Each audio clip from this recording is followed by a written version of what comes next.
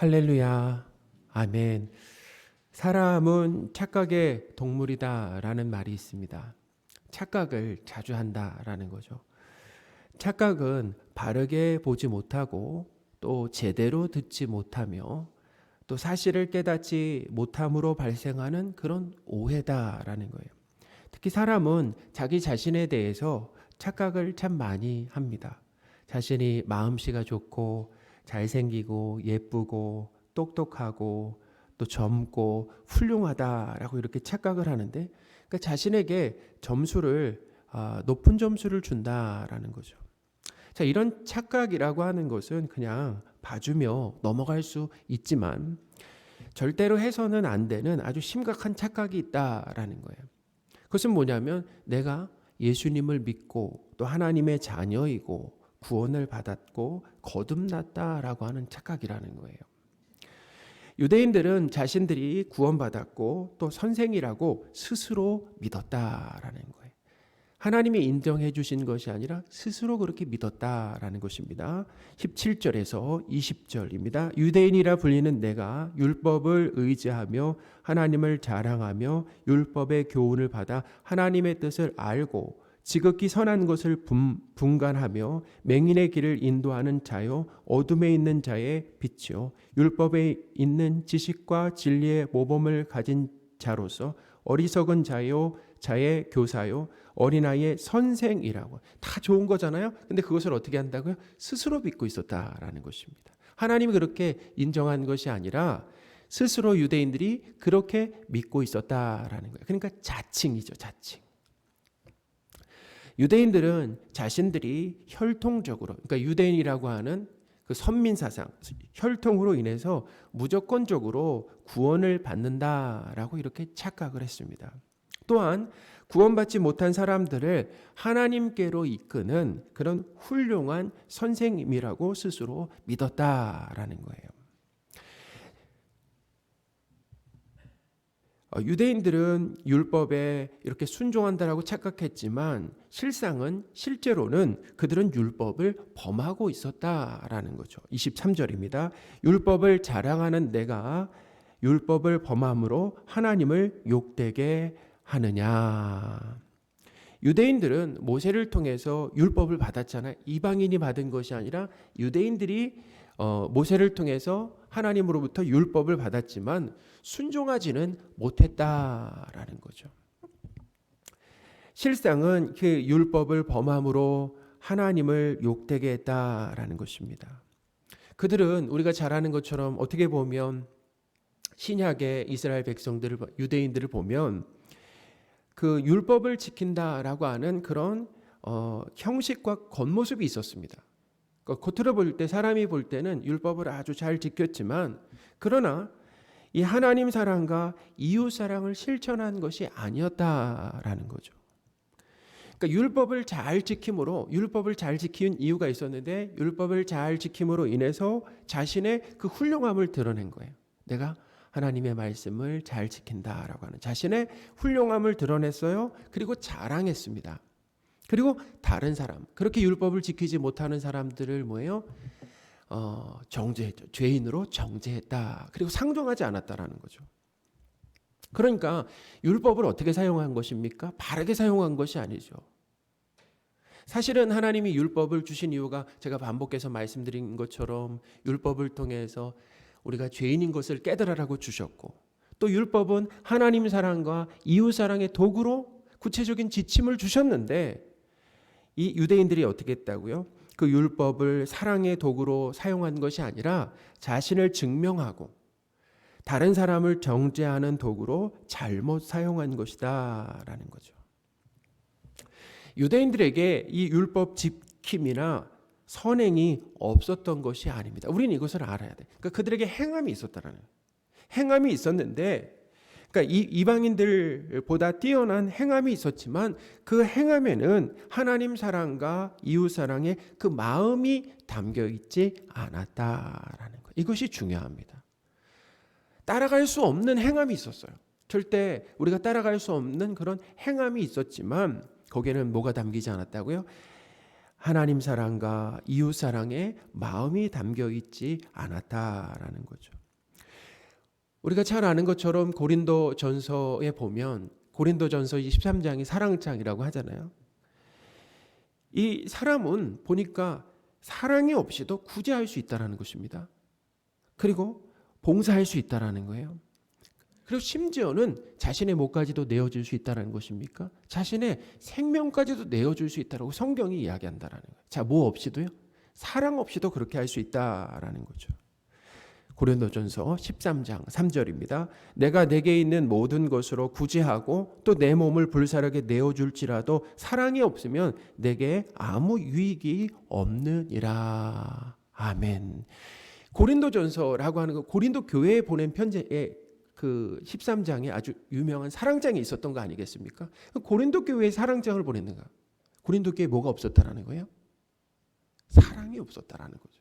그러니까 은사, 어떻게 보면 하나님으로부터 다양한 은사를 받았는데 근데 그 안에 뭐가 없었어요? 사랑은 없었다라는 거죠. 사람은 이렇게 사랑이 없이도 생명까지 내어주는 그런 위선적인 삶을 살 수 있다. 자, 누구를 위해서라는 거예요? 자기 자신을 위해서는. 자기 이름을 내기 위해서, 자기의 어떤 훌륭함을 드러내기 위해서 그렇게 자기의 생명까지 내어줄 수 있는 것이 바로 사람이다라는 거죠. 유대인들은 하나님 사랑과 이웃 사랑 없이 율법 지킴에 그 열심을 냈다라는 거예요. 그러나 율법으로 자신을 가르치지 않았어요. 그러니까 말씀으로 자신의 삶을 돌아보는 데는 뭐 했다라는 것입니까? 실패했다라는 거죠. 21절입니다. 그러면 다른 사람을 가르치는 내가 내 자신을 가르치지 아니하느냐? 도둑질하지 말라 선포한 내가 도둑질하느냐? 유대인들은 다른 사람들을 선생으로 가르쳤지만 근데 뭐예요? 자신은 가르치지 않았다라는 거죠.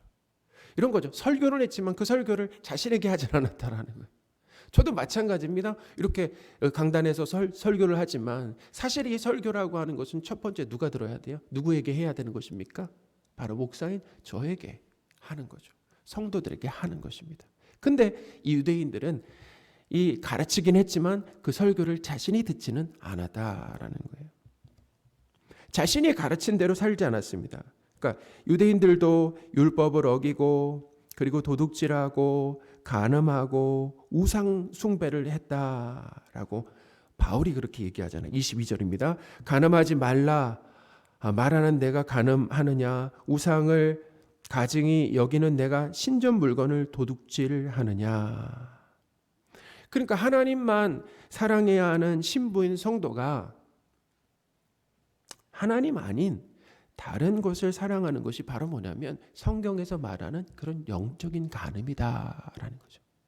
우리가 그냥 육체적으로 배우자가 있는데 다른 이성을 사랑한다라고 하는 이렇게 간음이라고 하지만 성경에서 말하는 이 간음, 대부분의 간음은 뭐냐면 성도가 하나님만 사랑해야 되는데 하나님 아닌 다른 것을 사랑한다라는 거예요.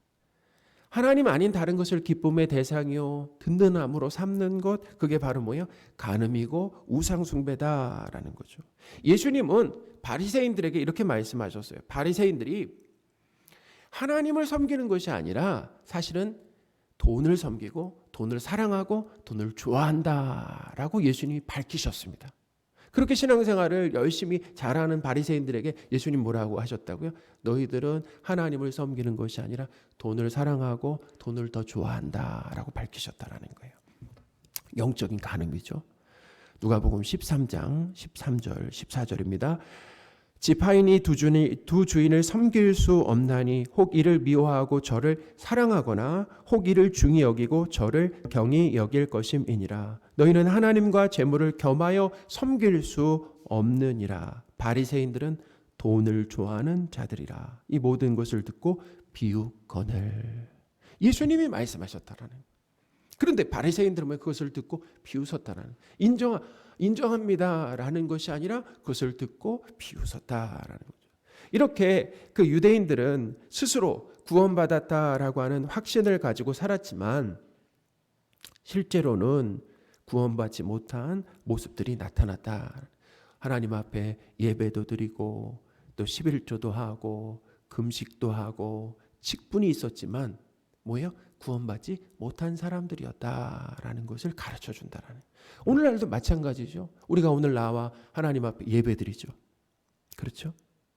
그리고 우리가 헌금도 하고 봉사도 하고 직분을 받았어도 그것이 구원받았다라고 하는 확실한 증거라고 말할 수 있다라는 것입니까? 없다라는 것입니까? 없다라는 거예요. 구원받았을 수도 있지만 구원받지 못했을 수도 있다라고 하는 것을 우리에게 가르쳐 주는 거죠. 이렇게 유대인들은 스스로 구원받았다는 확신을 가지고 살았지만 실제로 구원받지 못한 모습들이 나타났다. 하나님 사랑과 이웃 사랑 없이 형식적으로 율법을 지키는데 열심을 냈다라는, 누구도 따라갈 수가 없었다라는 거예요. 자, 그렇다면 구원받았다라고 하는 증거로 삼아야 할 것이 무엇입니까? 오늘 본문에서 가르쳐 주는 것이 바로 마음의 할례다라고 하는 것을 가르쳐 주고 있어요. 유대인들은 몸의 할례를 받았잖아요. 그렇죠? 난지 8일 만에 할례를 했는데 그 할례가 구원의 증거가 될 수가 없다라는 거예요. 할례는 어디에 해야 된다라고 말씀합니까? 바로 마음의 할례가 이루어져야 된다라는. 할례라고 하는 것은 이 구약 시대 하나님과 언약을 맺고 하나님의 백성이라는 이 표시로 어떻게 남자의 그 생식기 끝을 자르는 행위였다라는 거예요. 그런데 이제는 이 생식기에 하지 말고 어디에 하라고 합니까? 마음의 할례를 하라라는 거죠. 29절입니다. 오직 이면적 유대인이 유대인이며 할례는 마음에 할지니 영에 있고 율법 조문에 있지 아니한 것이라 그 칭찬이 사람에게서가 아니라 다만 하나님에게서니라. 아멘. 이 마음의 할례를 받는다라고 하는 것은 하나님께서 우리 마음에 성령을 보내신다는, 우리 안에 성령을 보내주셔서 내적인 변화를 주신다라는 것입니다. 내적인 변화를 주신다라는. 어떤 내적인 변화입니까? 하나님과 이웃을 사랑하고, 그게 동기가 되어서 하나님과 이웃을 사랑하고 하나님의 말씀에 온전히 순종하는 사람으로 만드신다라는 거죠. 내가 중심이 되어서 나만 사랑하던 사람이 그 사랑의 방향성이 바뀌게 된다라는 거예요. 자, 어디로요? 하나님과 이웃에게죠. 내 뜻과 소원만 이루려고 하는 사람이 어떻게 내 뜻과 소원을 내려놓고 누구의 뜻을 따라가게 된다라는 것입니까? 하나님의 뜻을 따라가는 사람으로 어떻게 바꾸신다. 이것은 우리가 노력한다라고 해서 수양한다라고 해서 바뀔 수 있는 것이 아니다라는 거예요. 우리가 할 수 없다라는 거예요. 외부의 도움이 필요한 거예요. 그래서 예수님께서 우리 안에 누구를 보내주시는 것입니까? 성령 하나님을 보내주신다라는 거예요. 예수님의 영을 보내주신다라는 거죠. 이 구약시대 하나님께서 이 종말에 새 이스라엘 백성에게 이스라엘 백성들에게 이 마음의 성령을 주신다라고 이미 구약에 약속을 하셨어요. 에스겔 36장 26절 27절입니다. 또 새 영을 너희 속에 두고 새 마음을 너희에게 두되 너희 육신에서 굳은 마음을 제거하고, 이게 할례죠. 굳은 마음을 어떻게 제거하고 부드러운 마음을 줄 것이며 또 내 영을 너희 속에 두어 너희로 내 율례를 행하게 하리니 너희가 내 규례를 지켜 행할지라. 아멘. 유대인들이 출생한 지 8일 만에 행했던 이 육체의 할례가 구원의 표지가 아닙니다. 확실한 표지가 아니다라는 거예요. 성경은 몸의 할례를 받은 이스라엘 백성이라 할지라도 어디에 할례를 받아야 된다고 가르쳐 줍니까? 마음의 할례를 받아야 된다라고 가르쳐 주고 있다라는 거예요. 예레미야 4장 4절입니다. 유다인과 예루살렘 주민들아 너희는 스스로 할례를 행하여 너희 마음 가죽을 베고 나 여호와께 속하라. 아멘. 너희 어디요? 마음 가죽을 베고 나 여호와께 속하라. 이렇게 기록되어 있어요. 예레미야 9장 26절도 보겠습니다. 무릇 모든 민족은 할례를 받지 못하였고, 이 할례는 뭐냐면 육체의 할례입니다. 이스라엘은 마음의 할례를 받지 못하였느니라 하셨느니라. 아멘. 몸의 할례는 받았지만 어디의 할례는 받지 못했다고요? 마음의 할례를 받지 못했다라는 거죠. 사랑하는 여러분, 할례나 그 유대인들이 받았던 그 할례나 율법 지킴으로, 그리고 유대인이라고 하는 이런 혈통으로 구원받는 것이 아니다라고 하는 것을 이 로마서에서 반복해서 가르쳐주고 있어요. 할례를 행하는 것 자체가 인간의 공로나 업적이 될 수가 없다라는 거죠.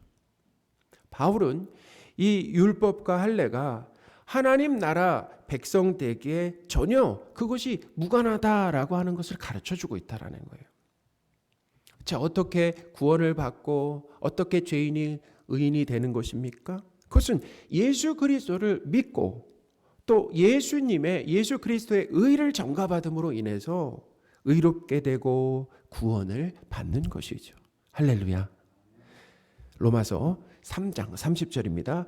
할례자도 믿음으로, 중요합니다. 할례자도 믿음으로 말미암아 또한 무할례자도 믿음으로 말미암아 의롭다 하실 하나님은 한 분이시니라. 아멘. 할례자 누구예요? 유대인이죠. 무할례자 누구입니까? 이방인이죠. 근데 유대인이나 이방인이나 모두 예수 그리스도를 믿음으로 말미암아 어떻게 해요? 의롭게 된다라고 하는 것을 가르쳐 준다는 것입니다. 우리는 율법을 잘 지켜서 구원받은 것이 아닙니다. 우리는 과거에 율법을 범했고 또 지금도 하나님의 말씀을 범하고 있어요. 또 앞으로도 범할 수밖에 없음에도 불구하고 하나님의 은혜로 어떻게 해요? 예수 그리스도의 의에 의하여 구원을 받은 것이다라는 거죠. 우린 그걸 경험하고 있어요. 그렇죠? 예수님을 믿는다라고 하는데 여전히 지금도 말씀에서 벗어나 살게 되고 이 삶을 변하지 않습니다. 앞으로도 어떻게 해요? 말씀에서 벗어나서 살게 될 텐데 그렇게 하시는 이유가 뭐라고요? 우리에게 자격이 있어서 우리가 율법을 지킴으로 또 우리가 다른 사람들보다 성품이 좋아서 특별해서 우리를 선택한 것이 아니라 우리가 그렇게 자격 없음에도 어떻게 해요? 우리를 하나님이 하나님의 자녀로 선택해 주셨다라고 하는 것을 우리가 뭐예요? 우리의 신앙생활을 통해서 배우라는 것입니다. 그것을 배우라는 거죠.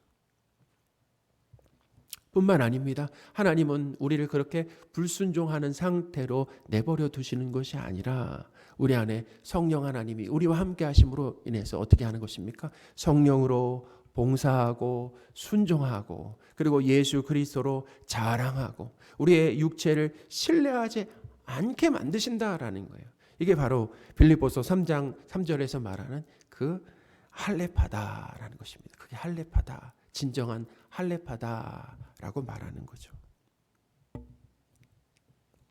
사랑하는 성도 여러분, 우리가 받은 이 구원이라고 하는 것은 하나님의 그 선물이다라고 하는 거죠.